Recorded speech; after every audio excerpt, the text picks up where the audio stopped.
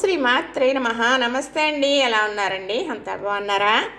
అందరికీ good morning. ఈరోజు అయితే శనివారం.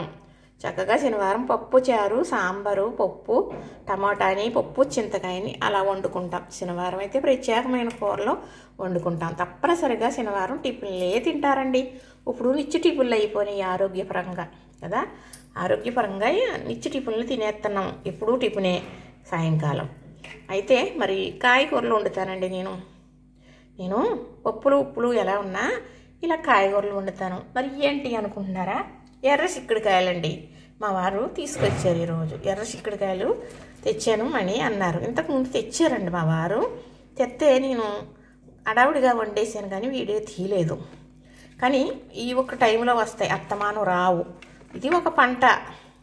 ఇది వరకు ఇన్ని రకాలు ఉండి కాదనుకోండి, ఇది కూడా ఒక పంట. కానీ కూర అయితే చాలా బాగుంటుందండి. ఏమీ లేదు, చక్కగా నేను వండే విధానం చూపిస్తాను మీకు.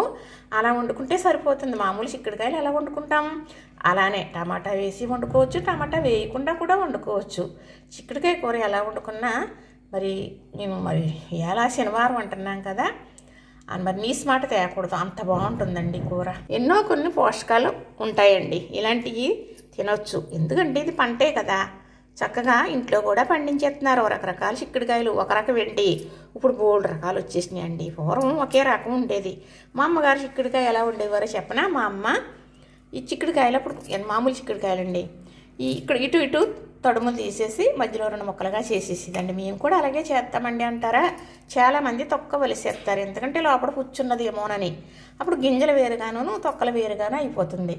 కూర కూడా చూడటానికి ఒకలా ఉంటుంది, రుచికి ఏవి తక్కువ రాదనుకోండి. గింజలు ఒకలాగే పడిపోతాయి, కానీ గింజలతో సహా అంతంత కూర చక్కగా అందరికీ పడేది.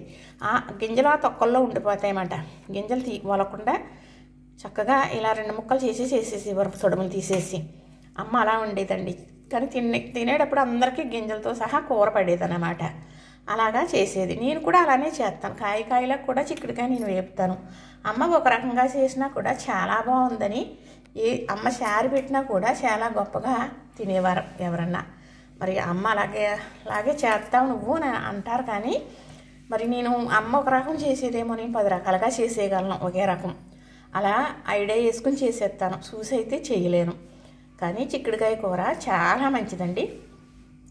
ఇప్పుడు బాలింత్రాలు ఉందనుకోండి, బేబీ పుట్టిన తర్వాత బేబీకి పాలు తక్కువగా ఉన్నాయి, పాలు పట్టలేదు ఎలాగా అన్నారనుకోండి, ఇలా ఎరుపు చిక్కుడుకాయలనే కాదు సుమండి, ఏ చిక్కుడుకాయలు వస్తాయి కదా, చిక్కుడుకాయలు దొరికినాయి అనుకోండి, చక్కగా తెచ్చి మరి బాలింత్రాలకి ఎలా వండాలో అలా వండేసి పాలేసి వండుతాం. ఆ విధానం వేరేగా చెబుతాను. చక్కగా పెట్టేసారనుకోండి, కొంబరులాగా పాలు పడిపోతాయి. చిక్కుడుకాయ ఎంత బలమో తెలుసా? చాలా బలం, మనకి కూడా చాలా మంచిది.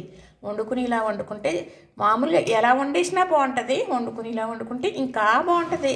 చిక్కుడుకాయ కూర చాలా బాగుంటుందండి. చిక్కుడుకాయ హెల్దీ, మంచి బలం, మంచి పీస్ ఉంటుంది కాబట్టి మనకి చాలా మంచిదండి. రుచి కూడా చాలా. చిక్కుడుకాయ కూర అబ్బో అంటారు తప్ప బోరు కట్టిలా మాట్లాడరు. ఇప్పుడు దొండకాయ బెండకాయ అన్నప్పుడు ఒకలాగా, కానీ చిక్కుడుకాయ అంటే మాత్రం కూర బాగుంటుందండి. ఎవరన్నా అబ్బా అనవలసిందే. కానీ ఈరోజు ఎరుపు చిక్కుడుకాయలని తీసుకొచ్చారండి మా వారు. ఇంతకుముందు చేశాను కానీ మీకు చెప్పడం జరగలేదు. ఈరోజు అయితే చెబుతున్నాను. ఇదే ఏమింత ఇడ్డారమా, మాకు తెలియదా అని అనుకుంటారేమో. అవునండి, అందరికీ తెలుసు, కానీ తెలిసింది చెబుతాను, నేను చేసేది చెబుతాను అంటాను కదా, అందులో భాగమేనండి ఇది. చూసారా? మరి ఎర్ర చిక్కుడుకాయలు ఎలా వండుతారు అనుకుంటున్నారా? వండే విధానం మరొక్కసారి చూపిస్తాను. మరి చక్కగా ఇవి అయితే నేను కాయల్లాగే వండుతానండి. మా అమ్మ 2 ముక్కలు చేసి వండేవారని చెప్తున్నాను కదా, నేను పెద్ద కాయలు కూడా కాయల్లాగే వండుతాను. మా వారికి అలా వండితే చాలా ఇష్టం, బాగుంటుందండి. అంటే కాయలాగా వండే కూర విధానం వేరేగా వండాలి, అలా నేను చేస్తానండి. చక్కగా అంటే ఇలా పచ్చగా ఉన్న కాయలే ఇలాగా ఎరుపు వస్తాయన్నమాట ముదిరేటప్పటికి. ఏదైనా చిక్కుడుకాయ రుచే తప్ప ఇది వేరేగా ఏమీ ఉండదు, బాగుంటుంది.